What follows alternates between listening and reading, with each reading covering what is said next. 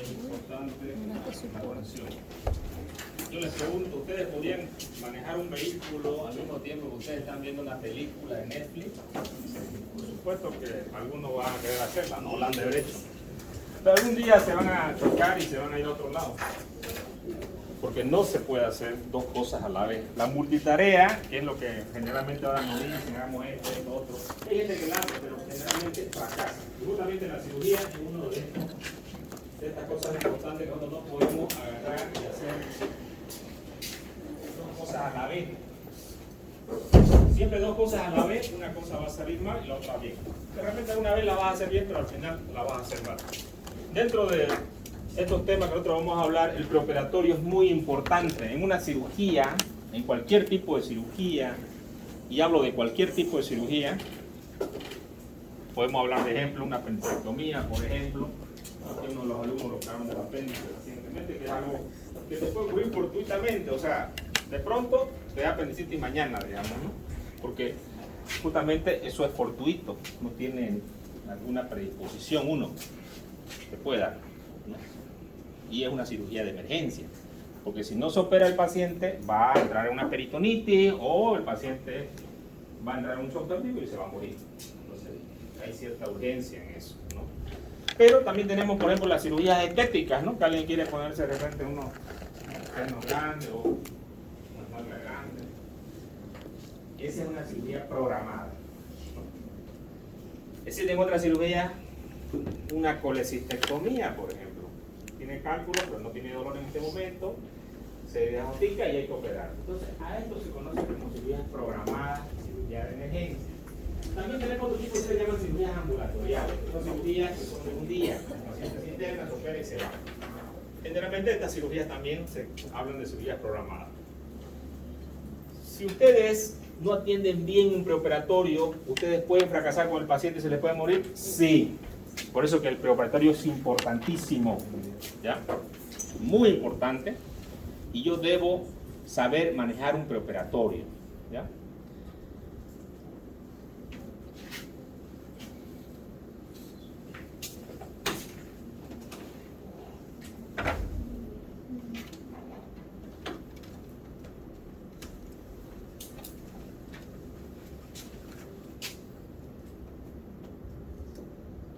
Muy bien. ¿Se acuerdan dónde fueron? Bueno, lo que están en la foto vamos a ponerle 5. Muy bien. ¿Se acuerdan de este paciente? Sí. Ya, este paciente hace unas 3 semanas se lo mostré en caso del hospital. Yo les muestro esto para que ustedes vean la evolución, porque yo también soy el soldado que está en la guerra, ¿no? Simplemente podría ser un docente que no vaya al hospital y no trabaje, pero tendría que mostrarles a ustedes mi experiencia de la que yo hago constantemente. No se va a quedar en ustedes, porque ustedes van a ser después ese soldado que soy yo, que está en el hospital, porque yo todos los lunes voy al hospital y hago un turno de 12 horas de emergencia. Y antes hacía más horas, inclusive al comienzo cuando salía hacía hasta toda la semana para el hospital, hacía reemplazo de otras cosas. Eso me llevó a qué? A tener experiencia. Ustedes, cuando están haciendo sus puntitos ahora, están empezando aquí la experiencia de hacer una sutura. Y todos empezamos por ese camino. Y aunque ustedes no crean, cuando yo era estudiante, pues no teníamos esa práctica que ustedes tienen. Digamos, nos llevaban a un laboratorio donde había un animal que estaba ahí y todos no podíamos operarlo tampoco. Y bueno, la práctica no era personalizada como la que ustedes hacen ahora. Que cada uno se lo agarra y así tiene que suturar, ¿no? Y eso para mí me parece que es bueno. Ustedes van a aprender. ¿Por qué les muestro los casos? Los casos les muestro porque esto es lo que ustedes van a llegar a hacer el día de mañana. Este paciente que está viscerado, que evidentemente ustedes ven una infección, porque aquí ven el famoso rubor calor que ya lo estudió Celso, ¿no es cierto? En esta área ustedes ven una área de necrosis, una fascitis necrosante por una colostomía que le hicieron a este paciente debido a un precaloma que tenía. Cuando estaban haciendo la colostomía, lamentablemente el paciente salía heces ahí en ese momento. Y esas heces que tienen alta contaminación contaminaron la pared y el paciente estaba en un shock séptico. Tenía una fascitis que llegaba prácticamente de la parte superior. Está viscerado en este momento en terapia intensiva con drogas vasoactivas en altas dosis. Está cerca de la muerte. Apareció el autogrante y la droga así.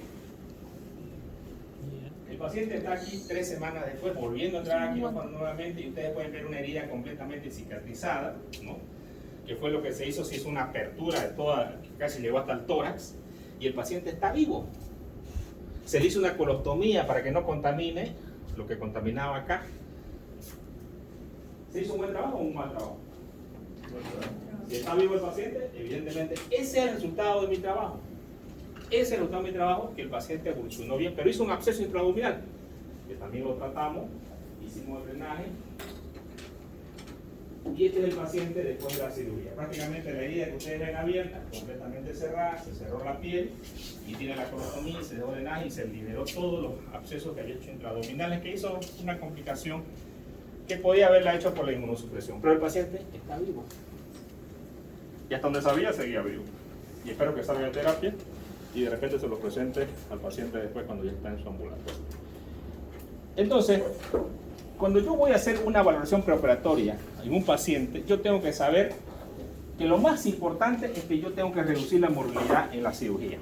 Si es un paciente que tiene, por ejemplo, un paciente de una cirugía programada que tiene tos, yo la voy a suspender la cirugía porque el anestesiólogo, el paciente puede tener problemas pulmonares al momento de la cirugía.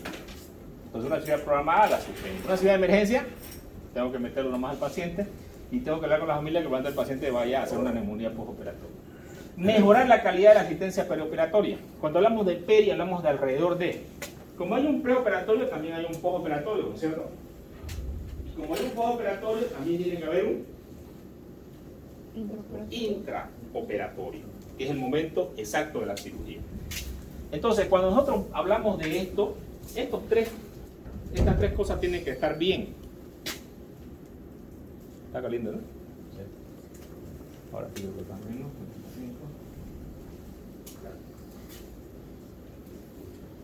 Entonces, ¿tenemos también que darle comodidad al paciente o no? Sí, hay que darle cierta comodidad al paciente. ¿Hay que informar al paciente? Sí. Ninguna cirugía se puede hacer sin informar al paciente de lo que yo le voy a hacer. Ningún procedimiento, yo tengo que explicar qué es lo que voy a hacer al paciente. Dentro de mis objetivos importantes está que yo conozca los antecedentes del paciente, que yo conozca el plan anestésico que se le va a hacer al paciente, qué tipo de anestesia se le va a hacer, si es una anestesia peridural, es una anestesia raquídea, es una anestesia general. Que yo conozca el consentimiento informado, porque yo no puedo hacer ningún tipo de cirugía si no tengo consentimiento informado del paciente. O sea, yo tengo que pedir una autorización. Si no está firmada, no puedo realizar la cirugía. Que haya una educación perioperatoria en el paciente, ¿no? Esta educación es muy importante. Cuando nosotros vamos a programar un paciente, por ejemplo, una de las educaciones que le decimos al paciente, a algunos pacientes que tienen hernias grandes, eventraciones gigantes, le decimos, tiene que bajar de peso el 10% para poder ser operado. Si usted no baja el 10%, yo no lo puedo operar, porque al querer meter dentro del abdomen las vísceras, no la voy a, y va a aparecer un síndrome de compatibilidad al paciente. Inclusive a algunos pacientes nosotros que somos obesos les decimos, hagan ejercicios respiratorios y los mandamos con el fisiatra, que el fisiatra va a hacer que el paciente empiece a hacer ejercicio para que aumente su capacidad pulmonar. ¿Y para qué es importante que aumente su capacidad pulmonar? Para que el paciente pueda resistir una cirugía y también pueda resistir una complicación quirúrgica. Un paciente obeso es sedentario y no se mueve, tiene unos pulmones bastante pequeños. Y en el momento de la cirugía, el paciente puede tener problemas con esos pulmones pequeños, porque no tiene una buena capacidad ventilatoria y puede ser que esté conectado al ventilador después de la cirugía. Por eso que le dan mucha importancia a esta educación perioperatoria, y esto es bien actualizado, ¿ya? Muchos de estos pacientes que se operan, principalmente los pacientes obesos y sedentarios, debe hacerse una educación perioperatoria. Un paciente que fuma, tengo que decirle que no fume 2 veces antes de su cirugía. ¿Por qué? Porque el cigarrillo, la nicotina, va a hacer que a nivel de las terminaciones de la secreción, estas se alteren y produzcan necrosis. Si yo le voy a hacer una anastomosis al paciente, una sutura del intestino, yo le doy una sutura de la piel, puede necrosar esto. Si es una sutura intestinal, peor todavía. Entonces, a esto se conoce como educación perioperatoria. Pero ¿será que solamente lo voy a educar antes o después de la cirugía? Pues se llama peri. O sea, va a ser antes y después, ¿no? Por ejemplo, en la cirugía bariátrica, al paciente se lo educa que el paciente coma poca cantidad de alimentos, porque después de la cirugía no va a poder comer, porque tiene un estómago pequeño. Y yo tengo que enseñarle eso antes de la cirugía, no le puedo enseñar ya después. Si el paciente no hace esta educación el riesgo de morir también puede ser elevado o de complicaciones que puede tener el paciente. Hay pacientes que quieren ingerir alimentos y tienen un estómago pequeño y se pueden romper, ¿no? Abrir. ¿Y esto a qué nos va a llevar? El resultado principal de esto es mejorar los resultados de la cirugía del paciente, evitando morbilidades que vayan a haber durante este acto. Para esto yo tengo que tener en cuenta que el paciente tiene una salud óptima o no la tiene. Yo tengo que valorar al paciente su función respiratoria, su función cardíaca, su función pulmonar, y esto lo hago mediante los signos vitales. Pero también tengo que pedir los laboratorios de rutina, que me van a evaluar función cardíaca, función hepática, función renal principalmente.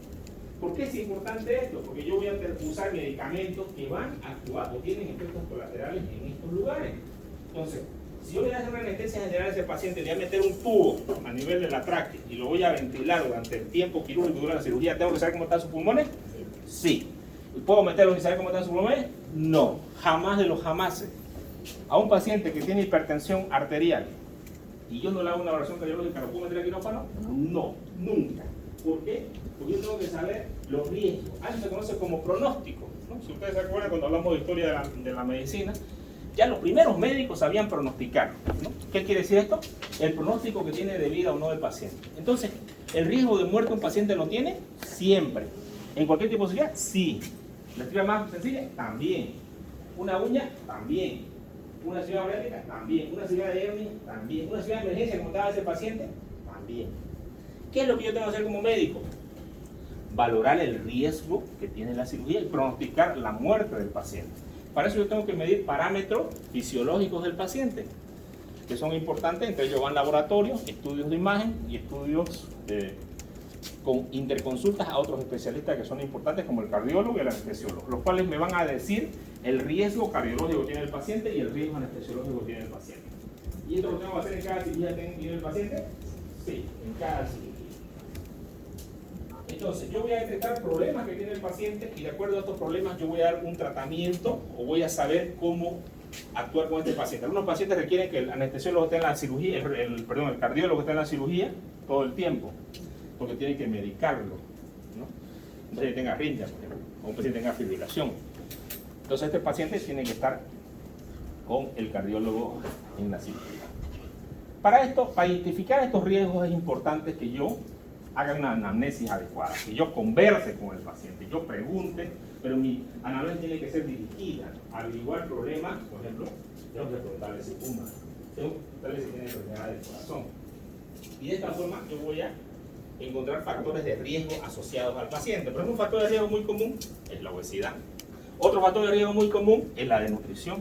Otro factor de riesgo muy común es la hipertensión. Otro factor de riesgo muy común es la diabetes. Entonces yo tengo que preguntar si el paciente tiene algunos factores. Los lupus, por ejemplo, una enfermedad, tiene una coagulopatía, yo tengo que saber si el paciente tiene lupus o tiene una artritis, porque este paciente requiere alguna medicación. Entonces todas estas son factores de riesgo que tiene el paciente. La edad, ¿por qué no? Un paciente anciano tiene un factor de riesgo mayor que un paciente joven. Mantener la homeostasis, ¿qué significa? El equilibrio que tiene que existir en la función del paciente. Si un paciente me llega por emergencia con un trauma abdominal, con una hemorragia, ¿el paciente está con una homeostasis adecuada? No, está desequilibrado, está hipovolémico. El paciente está hipotenso, está taquicárdico, dependiendo del grado de shock, será un 3 o un 4. Entonces el paciente no tiene la homeostasis adecuada. Entonces tengo que controlar la hemorragia y mejorar la homeostasis del paciente. Y eso también se aplica para cualquier tipo de órgano. Entonces, ¿qué es lo que nosotros queremos? Mejorar la reserva funcional. ¿Qué es la reserva funcional? Es la capacidad que tienen nuestros pulmones y nuestro corazón de resistir ciertas circunstancias. ¿La cirugía será un trauma? Sí. Cualquier tipo de cirugía, aunque sea la más sencilla, es un trauma. Así sea una apendicectomía, así sea una hernioplastía, así sea una retirada de uña, como se llama una oniquectomía, ¿no? Es una cirugía que puede alterar la reserva funcional del paciente. Evidentemente las cirugías grandes, que hablamos de más de 3 horas, resecciones grandes, pacientes que sangran más de 1 litro, ¿no? Vienen a hacer cirugías que van a alterar la reserva funcional del paciente. ¿Y quiénes van a resistir esto?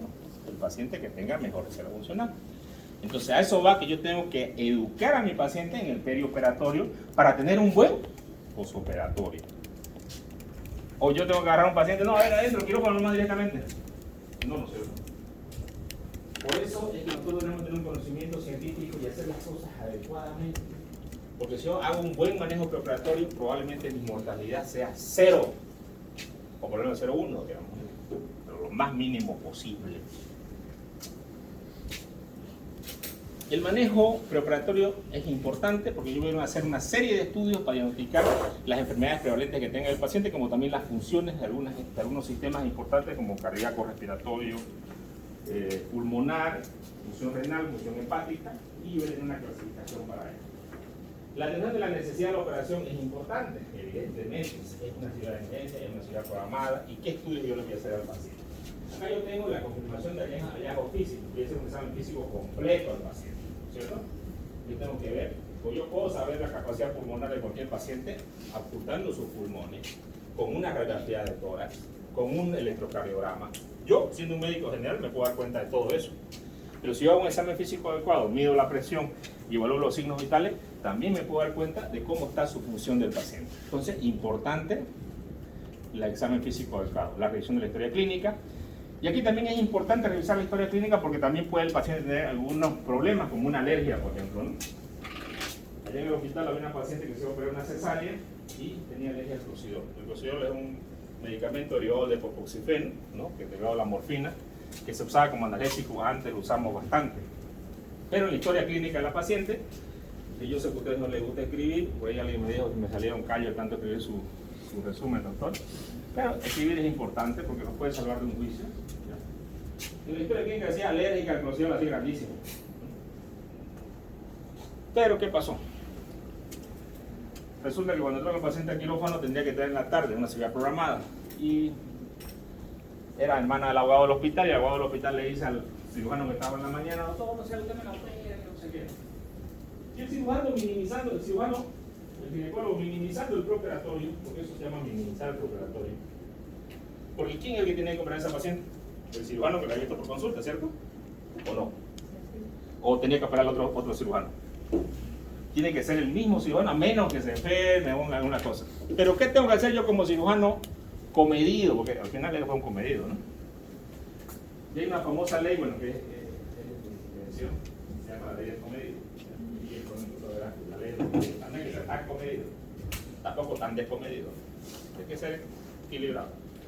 El doctor agarra y mete a la paciente al quirófano a las 12 del mediodía. La paciente iba a entrar al quirófano a las 2 de la tarde con el cirujano que iba a llegar, que era su cirujano, su ginecólogo. Entran, filman la cesárea, todo bien, salió bien el bebé, la mamá, todos felices, videos, suben a Facebook, TikTok. Pasa al postoperatorio. La residente agarra y le indica el clocidol. ¿Qué hace la paciente? Y la enfermera no da la voz de alerta. Rápido. Después vamos al hospital, nosotros en el hospital tenemos un carro de paro, tenemos drogas vasoactivas, tenemos adrenalina, tenemos todo. Sino que más bien le pone, tarda, pasaron 20 minutos con el anafiláctico, llegan los de terapia, intuban a la paciente, drogas vasoactivas, adrenalina, terapia intensiva, líquido, todo lo que ustedes quieran. La paciente se muere. Pasa en coma porque ya había hecho paro, hipoxia, y en la noche muere la paciente. Y en una de las mejores terapias del hospital, de Santa Cruz, que para mí es de japonés, una de las mejores terapias, ¿no? Pero lamentablemente, ¿por qué no? Porque la voz de alerta se hace tarde, ¿no? Pero ¿quién indicó el clocidol? La residente que no miró la historia clínica. Por eso, y ese pequeño acápite que yo hago, para que le quede en la memoria a ustedes siempre en la vida, nunca, pero nunca jamás ustedes hagan ningún procedimiento si no leen la historia clínica del paciente, jamás. Cuando uno se cree muy canchero, es donde pasan las complicaciones. No, una cesárea más. La paciente murió y es hermana de un abogado, ¿no? Lo demandaron al médico comedido, cirujano comedido, lo metieron preso. Y hubo un problema bastante largo, ¿no? Pero todo eso, hubo un error. Y todo fue porque se la lleva el cirujano ni la residente, por comedido, ni el cirujano, comedido, no revisó la historia clínica. ¿Y ustedes creen que ahora no la revisan? Cuando uno le pasa un problema de eso, ¿ustedes creen que no lo revisa uno después? Claro, no, ahora reviso todo, pues, ¿no? Y de repente ya no soy tan comedido, ¿no? Si es una ciudad programada que venga, pues y la operen en la tarde, ¿cuál era el apuro? ¿O cuál era el apuro a ver de operar antes? ¿Había algún apuro? No. No había ninguno. Si yo ya soy un cirujano de la mañana, le decía que lo operen en la tarde. Yo soy cirujano de emergencia, por ejemplo. Y yo sé que una ciudad de emergencia no puede esperar. Y eso sí lo tengo que operar con el riesgo que tenga de muerte el paciente. Y ahí quiero que entiendan también algo importante. Ustedes, como el paciente que ustedes dieron, el riesgo de morir era alto en quirófano. ¿No? Pero, como médico, ¿yo qué es lo que tengo que hacer? Ah, no, yo no lo opero. ¿Puedo hacer eso en una emergencia? No. Yo tengo que operarlo. Pero tengo que hacer conocer al familiar del paciente el riesgo de muerte que tiene el paciente, porque el riesgo siempre va a haber. De repente digo, no quiero operar para no tener problemas. Si yo hablo con la familia y le explico los riesgos que tiene el paciente, las familias generalmente siempre entienden. Y créanme que esto yo les digo porque tengo ya una experiencia de más de 20 años en la emergencia. He hablado con un montón, siempre explico a la familia el riesgo de muerte. Y no les digo que no se me han muerto pacientes, se me han muerto en quirófano. Les mentira, no, nunca se me han muerto, se me han muerto. Pero jamás he tenido un problema legal. ¿Por qué? Porque siempre explico. Salgo y explico. Y generalmente la familia entiende el problema. Si no lo entienden, trato de hacerlos entender. Porque si yo le hablo en terminología médica, por ejemplo, señora, va a vomitar su paciente. La señora ya va a dormir, no sabe qué es vomitar, ¿no es cierto? Tengo que explicarle claramente para que me entienda. Y esto es importante en la vida de ustedes como médicos. Ahora vivimos en una etapa que todo el mundo quiere todo flash, ¿no? Queremos aprender todo rápido, queremos todo.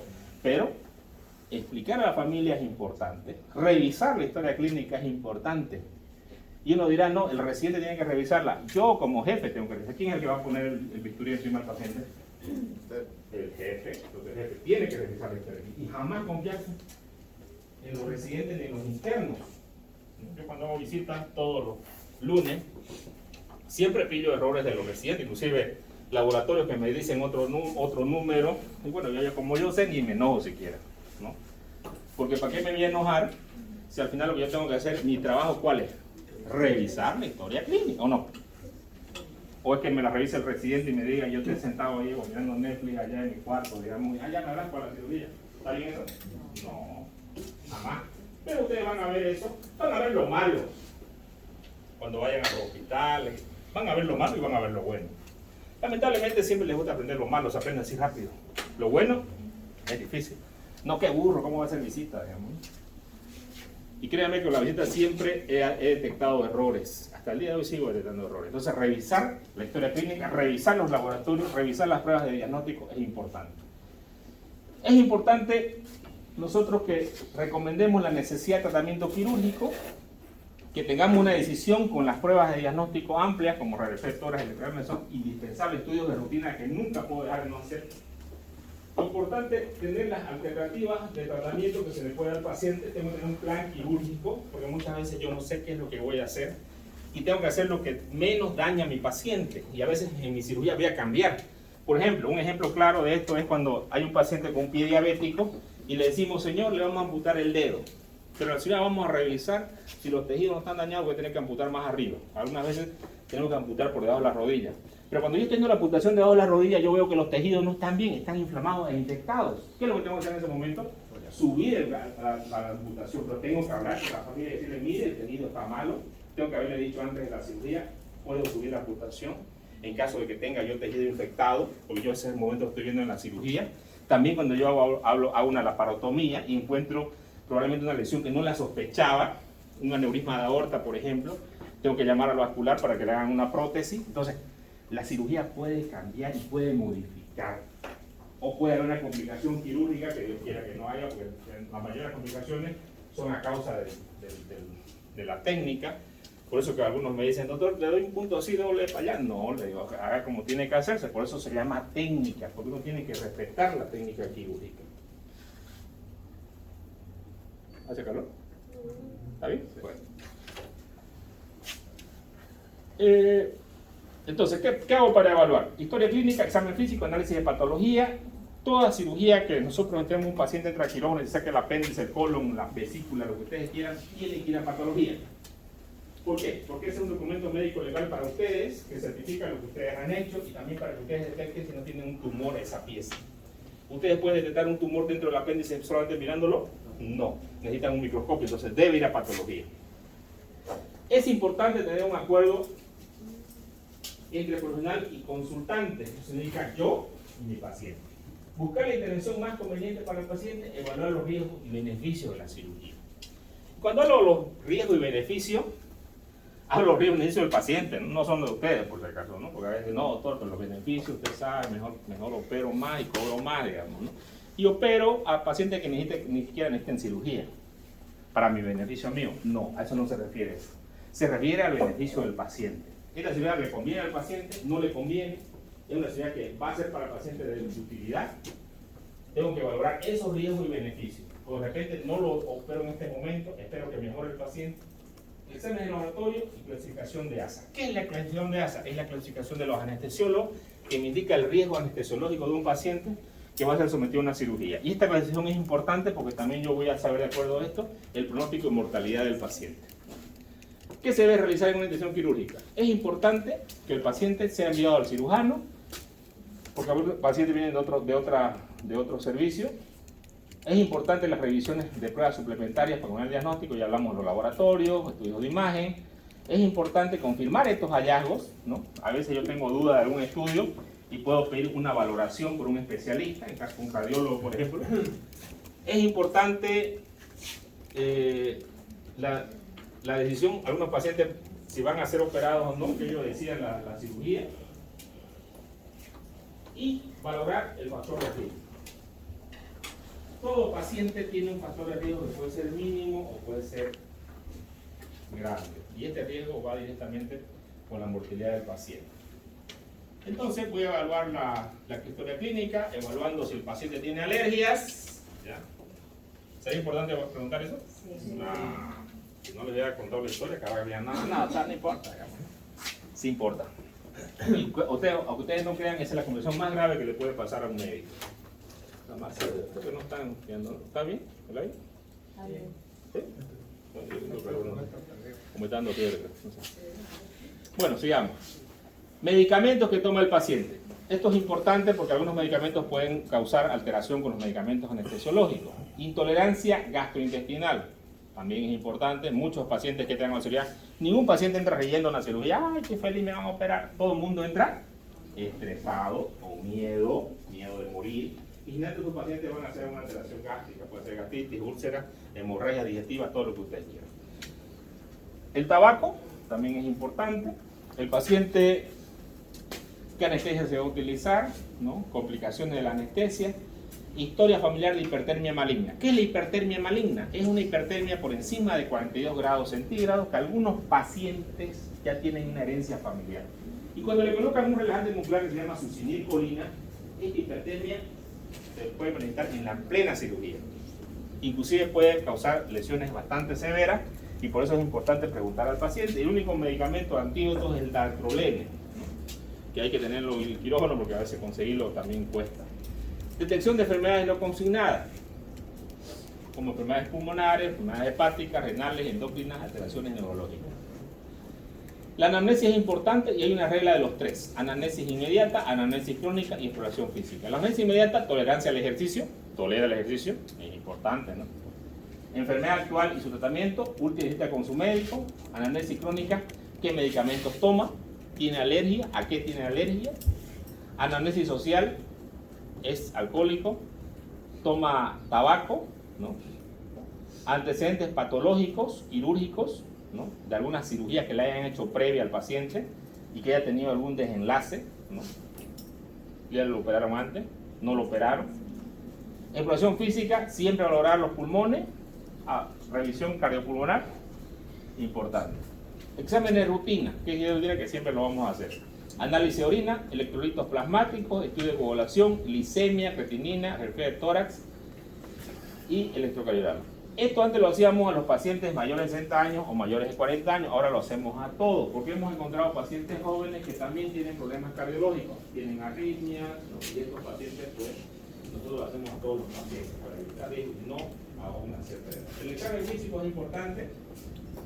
El anestesiólogo siempre va a evaluar la vía aérea para ver si lo puede intubar adecuadamente y no tiene problemas de intubación, o si no va a tener una vía aérea difícil y va a necesitar de otro tipo de materiales para intubarlo. Si yo no puedo ser anestesiólogo y no puedo intubar a un paciente, ¿será que será grave? ¿O no? Sí, porque si no lo puedo intubar, ¿qué va a pasar? Así hipoxia y el paciente se muere, ¿no? Y este es el caso, por ejemplo, que llegó una señora joven, pero era obesa, ¿no? Llegó con pancreatitis grave, que trabajaba en la alcaldía, a unos otros hospitales, y cuando querían intubarla no la pudieron intubar. Lamentablemente murió en la emergencia por una mala intubación. No pudieron intubarlo al final nunca. Y eso se conoce como vía difícil. Yo tengo algunos signos que ya me puedo dar cuenta que el paciente voy a requerir de hablarle a un especialista como un anestesiólogo o un cirujano que me va a abordar la vía quirúrgica por una traqueotomía o una cripo, dependiendo del caso. Entonces yo evalúo la vía aérea. ¿Ya? Ahora vamos a ver cómo evaluamos la vía aérea. Signos vitales. ¿Cómo evalúo el corazón? Frecuencia cardíaca, presión arterial, bien. ¿Cómo evalúo los pulmones? Ocultando el músculo vesicular en ambos campos pulmonares. Inclusive puedo decirle al paciente, a ver, camine, ¿no? Camine, y ver si tiene una capacidad pulmonar adecuada. A una cual usted se cansa, no se cansa, yo voy a saber ya su resistencia pulmonar tiene el paciente o no. Las extremidades, ¿no? Y el examen neurológico, que algunas veces es necesario. El riesgo quirúrgico.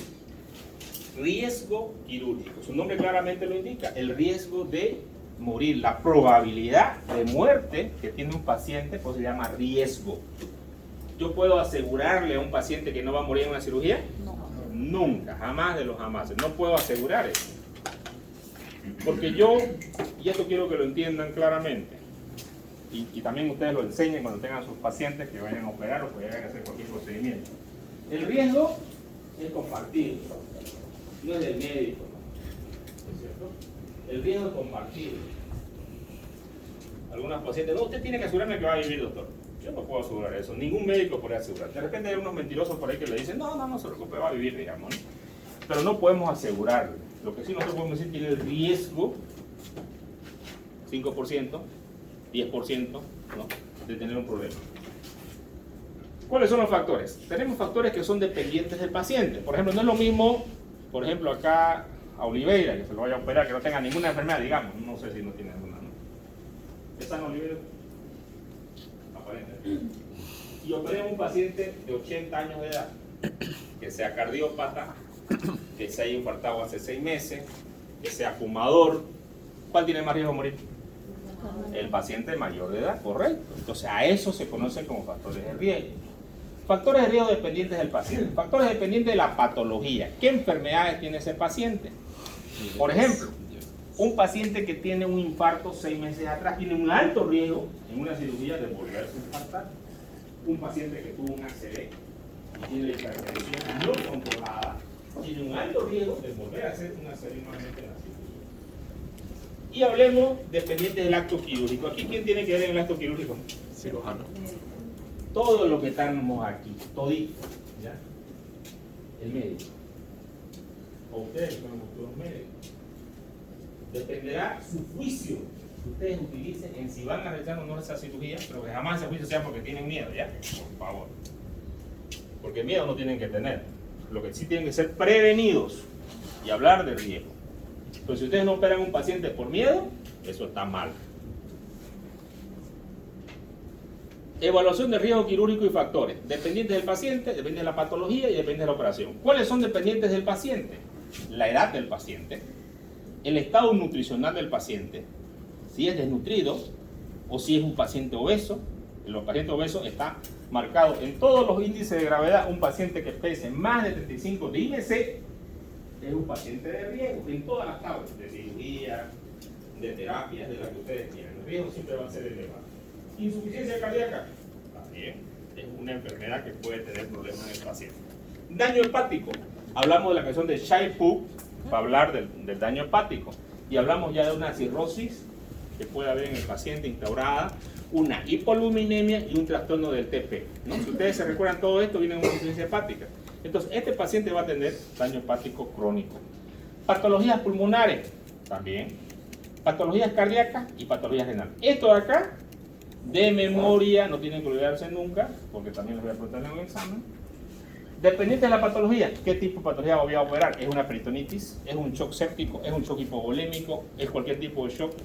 ¿Es un paciente politraumatizado? Dependiente de la operación, ¿qué anestesia voy a usar? La intención quirúrgica, y aquí es lo más importante, el cirujano. ¿La experiencia del cirujano es importante? Sí.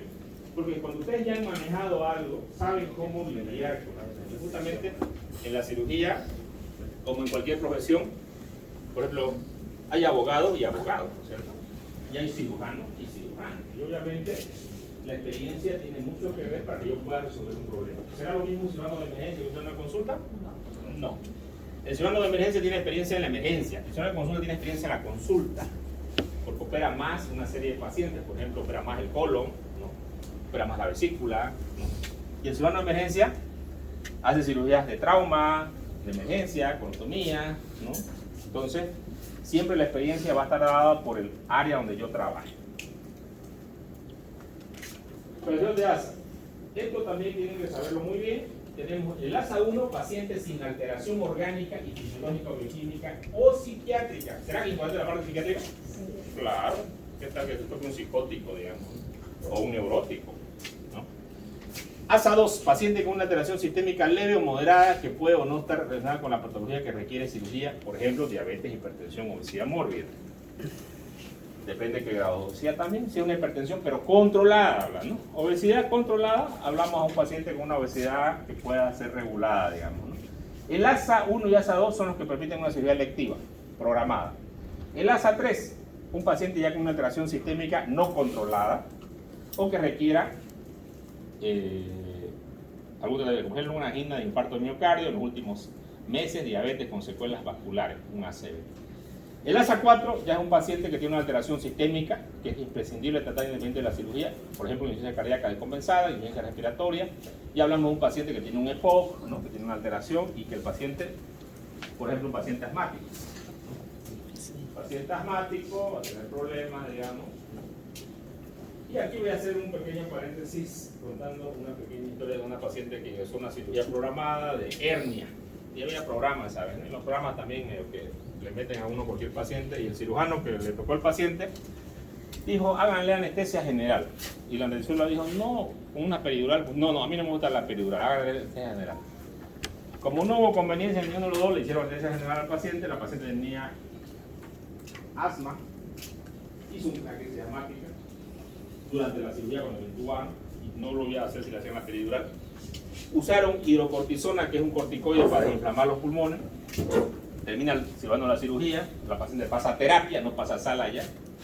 En terapia intensiva se olvidaron de colocarle al paciente omeprazol, ¿no? Y el paciente hizo una úlcera perforada. Y murió por la úlcera perforada porque se dieron cuenta recién a los 2 días que está con una peritonitis. Cuando entraron, el paciente murió. ¿Y por qué murió? Porque no se pusieron de acuerdo y no investigaron bien que el paciente tenía una enfermedad pulmonar, que si no le intubaban y le hacían una anestesia peridural, no iba a pasar nada probablemente.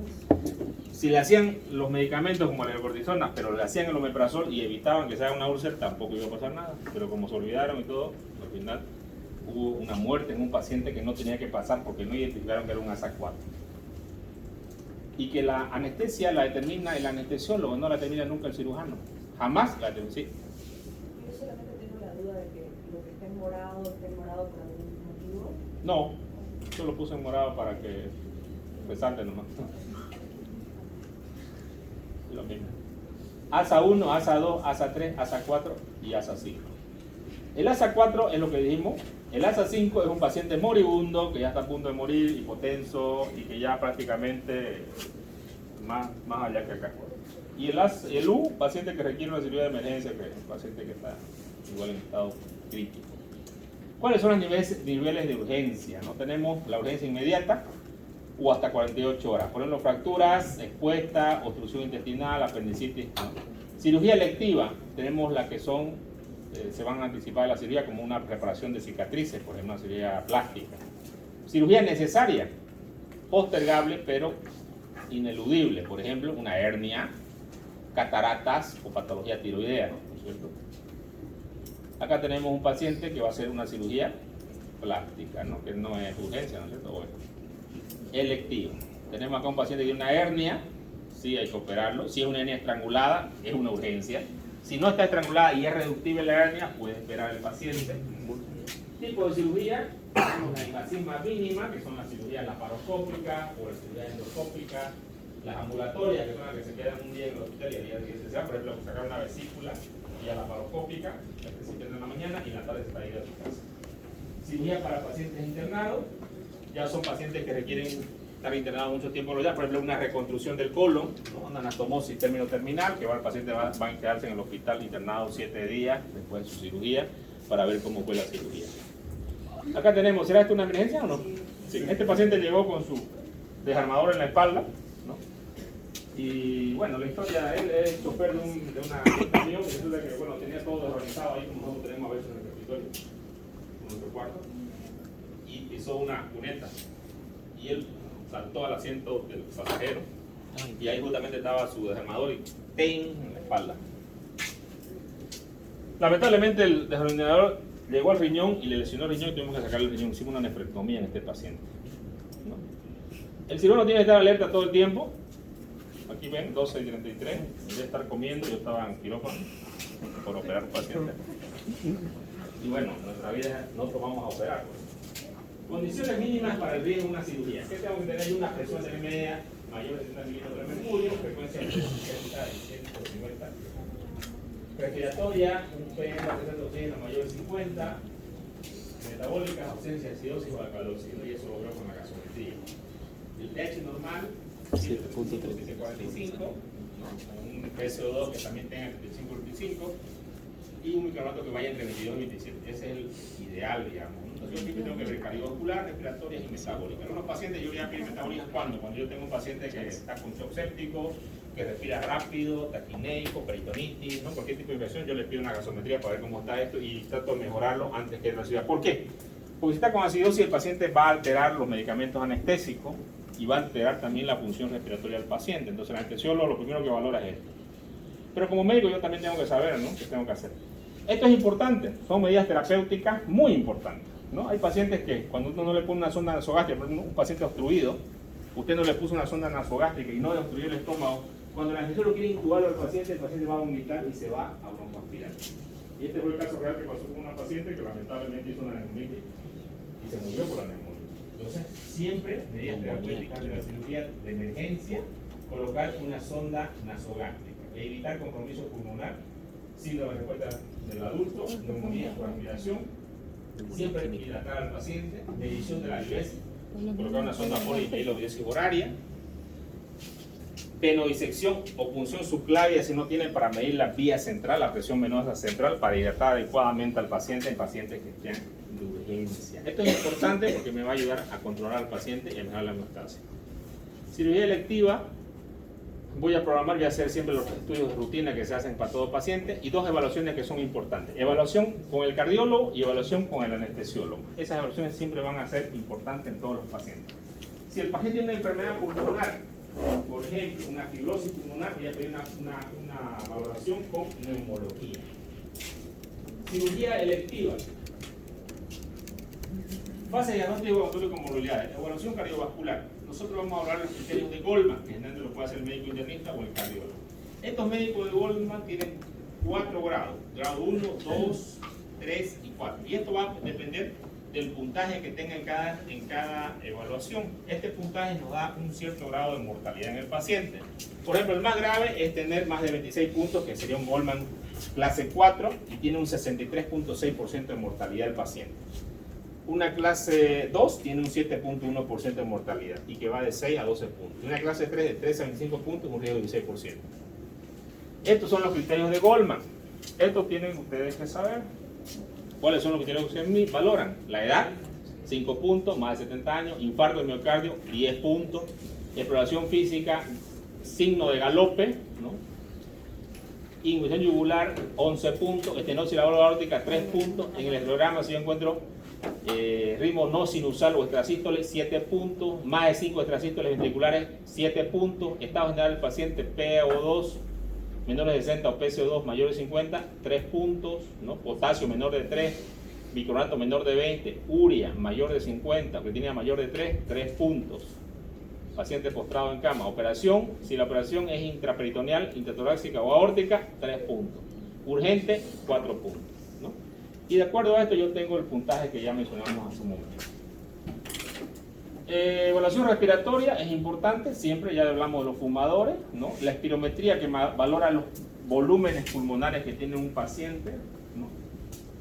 El tratamiento con broncodilatadores y corticoides de los pacientes que son asmáticos es muy importante, o si no hacer una anestesia que no vaya a implicar la intubación del paciente, si se puede, y eso lo determina el anestesiólogo. ¿Por qué lo determina el anestesiólogo? Porque él es el experto en Anestesias. la anestesia, ¿no? O me puede decir a mí, doctor, haga esto y no haga esto al cirujano. ¿Está bien que le diga o no? Primero que yo lo voy a mirar así y le decir, ya, no voy a hacer lo que él me dice, digamos. Porque él no es un experto o es un experto. No. Tampoco yo tengo que meterme en el trabajo del anestesiólogo. El anestesiólogo tiene que decidir él, porque él es el experto en anestesiología. Tiene que decidir cuál es el riesgo-beneficio para el paciente y él decide la anestesia que va a usar. El cirujano hace su cirugía. A veces le preguntan solo, ¿va a ser larga tu cirugía? ¿Vas a hacer esto? ¿Vas a venir aquí? ¿Vas a venir allá? Sí, voy a hacer. Entonces yo dice, sí, nosotros hagamos una anestesia general. Esto también es importante, valorar la función hepática, los criterios de Child-Pugh. No se olviden, pregunta de examen, ¿qué valora los criterios de Child-Pugh? Diemrotomina, albúmina, bilirrubina y transaminasa. ¿Por qué las albúminas, las transaminadas se alteran cuando hay un hígado que no funciona? Porque se produce a nivel del hígado los factores de coagulación de la vía extrínseca, ¿no? Entonces, tenemos insuficiencia hepática, albúminas van a estar bajas, vamos a tener diemrotaminas prolongados, vamos a tener bilirrubinas elevadas y transaminasas elevadas. Estos criterios se valoran también con un puntaje, ¿no es cierto? En los estadios más graves, nosotros vamos a tener una encefalopatía, que el paciente empieza a divariar. Ascitis, en los estados más graves. Bilirrubinemia, más de 3 en los estados graves. Albúmina, menos 2.8 en los estados más graves. Diemrotomina, más de 6 y INR, más de 2.3. A esto tiene un puntaje y también un riesgo de mortalidad. Entonces, ¿qué valora? Encefalopatía, ascitis, bilirrubinemia, albúmina, diemrotomina en segundo. Cirugía electiva, evaluación de la función renal. Aquí principalmente nosotros vamos a requerir creatinina y el hemograma urea y creatinina. Eso es lo que más nos interesa. Si tenemos valores normales de urea y creatinina, vamos a ir bien. Evitar fármacos nefrotóxicos. ¿Cuáles son los fármacos nefrotóxicos si un paciente ya tiene una? Los AINES y los aminoglucósidos. Ustedes están ahorita expertos en farmacología, ¿no? Algunos antibióticos son nefrotóxicos y debemos tener cuidado con la interacción de los medicamentos que le damos. Por ejemplo, si le damos a un paciente AINES y aminoglucósidos y el paciente ya tiene una alteración renal porque llegó con un flujo hipovolémico, ¿qué es lo que hacemos con riñón? Hacemos riñón al jugo, ¿ya? Vamos a hacer nosotros una iatrogenia lesionando ese riñón y haciendo que el paciente entre en una insuficiencia renal. Entonces tenemos que tener cuidado con los medicamentos nefrotóxicos. ¿En qué paciente? En pacientes que tengan creatinina por encima de 1.4. ¿Cuáles son esos pacientes? Hipertensos, con choque hipovolémico, pacientes cardíacos pueden tener creatininas elevadas. Preparación de la cirugía electiva, ¿no? ¿Cuáles son las fases de preparación? ¿Preparación psicológica es importante? Sí. ¿El paciente, si no tiene confianza en nosotros, será que va a entrar completamente tranquilo al quirófano? No. En algunos pacientes podemos usar benzodiazepinas de acción corta, como el midazolam, por ejemplo, para que duerma la noche anterior el paciente a la cirugía y esté tranquilo. En los niños se usa también antes de que el paciente entre, se llama premedicación, ¿no? Y de esta forma el paciente entra más tranquilo al quirófano, ¿no? Inclusive ahí en el hospital a los niños pequeños entran en un autito, ¿no? Ahí en la cirugía, ¿no? Tienen un autito que manejan y vienen desde la sala y van en sus autitos felices, ¿no? Ellos están yendo supuestamente a un parque, ¿no? Ahí hay quirófano adentro. Bueno, pues el niño llega feliz, ¿no? Ya saben que como lo premedican, le dan una paletita que tiene un sedante y quedan tranquilos, se duermen y no sufren. ¿Debemos evitar el sufrimiento de los pacientes? Sí. El sufrimiento puede llevar a un infarto, si un paciente es hipertenso, puede llevar a que suba más la presión, puede llevar a un ACV, entonces debemos evitar el sufrimiento de los pacientes. Entonces nosotros vamos a usar una medicación anestésica previa y luego se va a usar la anestesia, ¿no? Luego tenemos que hacer rasurado de la región que se va a operar. La cesárea, por ejemplo. En la cesárea se hace el rasurado. ¿Dónde se haga este rasurado? ¿En quirófano o se lo hace en la sala? No. Quirófano. ¿Por qué? Correcto, para evitar una fascitis. El paciente pueden hacer celulitis e infección. De hecho, ya ha habido pacientes en el mundo que han hecho esto porque en la sala le hacen a veces el rasurado. Cuando llega el quirófano, el paciente por ahí ya es una puerta de entrada para bacterias, ¿no es cierto? ¿O el hospital es limpio? No, por ningún lado. ¿Y el quirófano sí es limpio? Sí. Y no usamos rasurador, lo que hacemos es cortamos. Tenemos un cortador de pelo, pero que no rasura, que no hace herida. Entonces esta parte es importante. Vestido y presentado del enfermo solo en comisión. Bueno, el paciente tiene que estar desnudo, sin ropa interior, eso es importante, con sus botas, a veces se le pone un barbijo. Y tenemos que hacer lo mejor posible que él se sienta bien en quirófano. Valorar siempre enfermedades cardiovasculares que el paciente presenta, si tiene alguna, detectarlas antes de que el paciente esté en quirófano. Yo la puedo detectar también ahí como artritis, pericarditis, ¿no? Alguna otra enfermedad que tenga el paciente y que yo vaya a tener problemas, ¿no? Bueno, esta es una valoración de la actividad que tiene un paciente, ¿no? Hay pacientes que no pueden caminar, otros que sí pueden caminar, ¿no? Se pueden valer por sí mismos. En esto se aplica más para pacientes que tienen secuelas de ACV o que van a entrar al quirófano, pacientes que tienen hemiplegia o paraplegia. Sistema respiratorio, identificar si no tiene enfisema pulmonar, bronquitis crónica, asma, enfermedades exposicionales al silicio, al tabaco, o el paciente tiene síndrome de distrés respiratorio por obeso. Asegurar la vida del paciente es importante. Problemas hemorrágicos también son importantes. Ver valoración de coagulación, tiempo de sangría, ¿no? Y ver si no tiene una alteración el paciente con los medicamentos. ¿Habrá algunos medicamentos que tienen alteración de la coagulación? Sí. Aspirina, ¿qué más? Warfarina. Anticoagulante. Warfarina, correcto. Un anticoagulante, la aspirina. Entonces, siempre a estos medicamentos debemos nosotros cortarlos antes de la cirugía. Por lo menos se dice 72 horas y hacer laboratorios para que estemos seguros de que está bien el paciente, ¿ya? De hecho, siempre hay una valoración preanestésica que hacen los pacientes antes de que el paciente entre al quirófano. Y el anestesiólogo, si ve algo raro, le dice, pídale este laboratorio. Antes que entre mañana, quiero este laboratorio. Entonces, en la noche tenemos que hacer nuestro laboratorio, para el día siguiente presentárselo al anestesiólogo. Si él ve que está todo bien, el paciente va a entrar a la cirugía. Enfermedades renales, evidentemente, hay pacientes que tienen diálisis ya, y estos pacientes tienen que, pendientes se los opera, la diálisis que haga el día anterior y el otro día se lo opera, ¿no? A veces el mismo día en la tarde. Entonces hay que valorar si no tiene algún problema renal el paciente. Trastornos endócrinos también, la diabetes es la principal enfermedad, pero también tenemos la enfermedad de la tiroides, el hipertiroidismo que pueden tener los pacientes, y tenemos que ver si está esto regulado. Y para eso mandamos al endocrinólogo o al cardiólogo, ¿no? Enfermedades paratiroideas, trastornos hipoficiarios, enfermedades de la glándula suprarrenal. Enfermedades neurológicas, convulsiones, mareos, enfermedades cerebrovascular, parálisis nerviosa, lesiones del sistema nervioso central, esclerosis múltiple, el ELA, ¿no? Valorar la parte neurológica del paciente es importante. Valorar enfermedades osteomusculares, artritis, dolor lumbar, alteraciones musculares. Otras áreas, ver si nos embaraza, la paciente está embarazada. Para eso nosotros vamos a ir la prueba de embarazo, ¿no? A toda paciente en edad fértil pedimos la prueba de embarazo. Consumidores crónicos de alcohol, también, porque estos pacientes, ¿qué problema van a hacer? Síndrome de abstinencia, porque van a estar sin tomar alcohol, y el síndrome de abstinencia puede ser grave para nosotros mismos, que son agresivos, ¿no? O el paciente quiso tener dolores que no los tiene, pero es por su síndrome de abstinencia. Entonces es importante valorar si el paciente tiene algún consumo de drogas.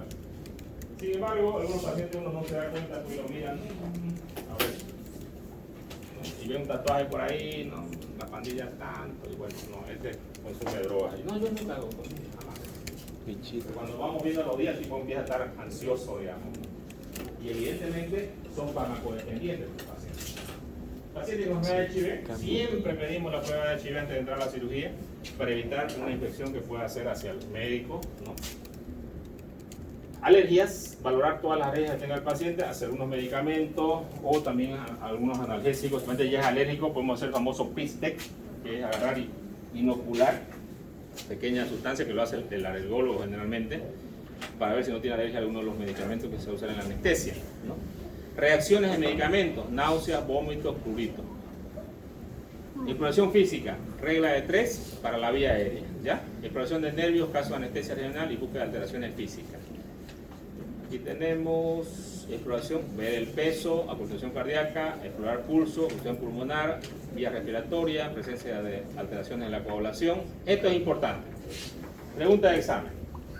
Siempre antes de la cirugía programada, el anestesiólogo va a pedir que el paciente abra la boca.